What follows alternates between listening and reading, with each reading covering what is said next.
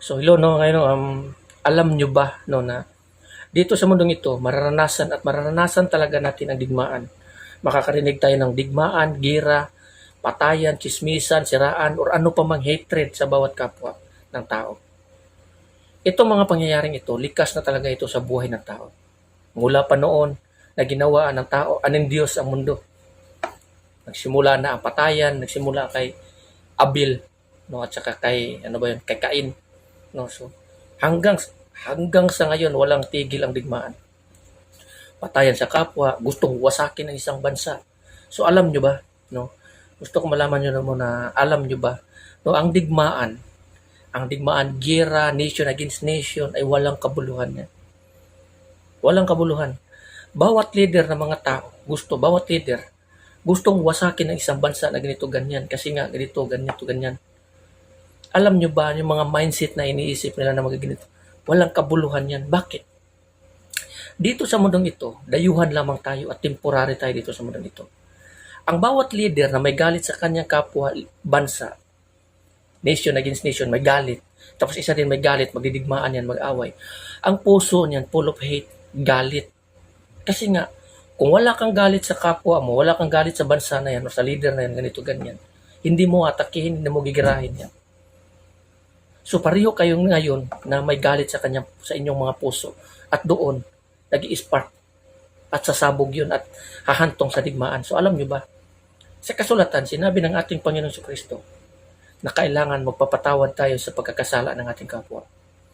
Kung hindi tayo magpapatawad sa kakasala sa atin, hindi tayo magpapatawad ng ating Panginoon. So yan ang sinasabi ng ating Panginoon. Ibigin mo ang iyong kapwa gaya ng iyong sarili. So you must love your neighbor as oneself. Kailangan magmahalan tayo bawat isa dito sa mundong ito. Ngunit ang mga tao nagpapatayan, full of hate. So ayon sa kasulatan ng Panginoon, kung hindi ka magpapatawad sa iyong kapwa, ayon sa kanyang sinasabi, hindi ka rin papatawarin ng Panginoon. Ngayon, dito sa mundong ito, kung yung mga tao na yan na full of hate, hindi yan makakapasok sa kaharian ng Diyos. So kung hindi yan makakapasok sa kaharian ng Diyos ng mga bansa na yan, yung mga leader na yan, ang babagsakan yan doon sa kamatayan sa impyerno. So tignan mo, gaano kawalang kabuluhan ang kanilang ginagawa. Dito sa mundong ito, nagpapatayan sila, nagigira sila, full of hate, nag-aaway sila dito sa mundong ito. Ang babagsakan nila sa impyerno, doon, magkasama pa rin sila doon sa isang mundo, sa impyerno, sa kaparusahan. Tignan mo, walang kabuluhan. Ganito ko masasabi na walang kabuluhan ang lahat. Dito sa mundong ito, maliban sa pagsunod mo, maliban sa pagsunod sa kalooban ng Panginoon, ang lahat ng mga ginagawa ng bawat tao dito sa mundong ito, walang kabuluhan. Walang kabuluhan, mga hatred, pagkikipag-away, yan, walang kwenta yan. Bakit?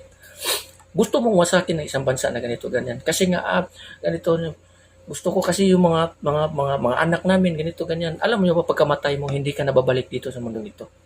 Ang pinaglalaban mo na mundong yan, yung pinaglalaban mo ang iyong mundo na ganito, ganyan. Pagdating ng panahon, ma-realize mo na walang kakwinta-kwinta ang iyong pinaglalaban dito sa mundong ito. Kasi pagkatapos mong mamatay, hindi ka nababalik dito sa mundong ito. Kung naiintindihan lamang ng bawat leader sa mundong ito na sinasabi ng ating Panginoon, you must love one another. So kailangan magmahalan ang bawat isa sa atin dito. And forgive one another. Ngunit hindi ito nangyayari kasi nga meron dito no, hatred, greediness, no, yung mga kasakaiman, inggit, yun, nagsasalpukan, no. Kaya sasabog yun, kaya nagigira. Walang kabuluhan ang lahat ng yan. Pagdating ng panahon, ang mga bagay na yan kukunin ng Panginoon at ilalayo sa iyo. Haharap ka ngayon for judgment. Hahatulan ka according sa iyong mga nagawa dito sa mundong ito. Doon mo ma-realize na ang pinaglalaban mo sa mundong ito, na ganito, ganyan, makipagdigma ka, doon mo ma-realize pagdating na panahon. Walang kakwenta-kwenta ang iyong nagawa. Pagdating ng panahon, maraming mga hangal na mga leader na gumagawa niyan. Maraming mga hangal na mga leader na bumabagsak sa kaparusahan. Walang ibang sigaw kundi ang magbalik sa buhay na ito. So, ganun pa rin. The same thing, no, sa mga hatred mo sa iyong kapwa or galit sa iyong kapwa na ganito, ganyan. Ganon, walang kakwenta-kwenta. Kaya nga sinasabi ko, maliban sa pagsunod mo sa kalooban ng Panginoon at mamuhay sa kanyang salita at kautusan, ang lahat ng bagay sa mundong ito, walang kakwenta-kwenta. Dito sa mundong ito, ayon sa sinabi doon sa surat sa Hebrews, di ba? Sabi doon, may isang babae doon no, na hindi sila nang hinayang na ialay ang kanilang buhay kahit pas kamatayan upang masunod lamang nila ang kalooban ng Diyos. No? Yun ang sinasabi doon sa Biblia. Kasi nga, tinanggap na nila na ang buhay nila dito sa mundong ito or sila dito sa mundong ito ay dayuhan lamang. Hindi nila iniisip ang mga bagay dito sa mundong ito. Kasi nga, para sa kanila, ang pinakamahalaga ang isang bagay na darating para sa kanila. Kaya nga, hindi sila nanghihinayang o nagdadalawang hinayang sa kanilang buhay na ialay dito sa mundong ito.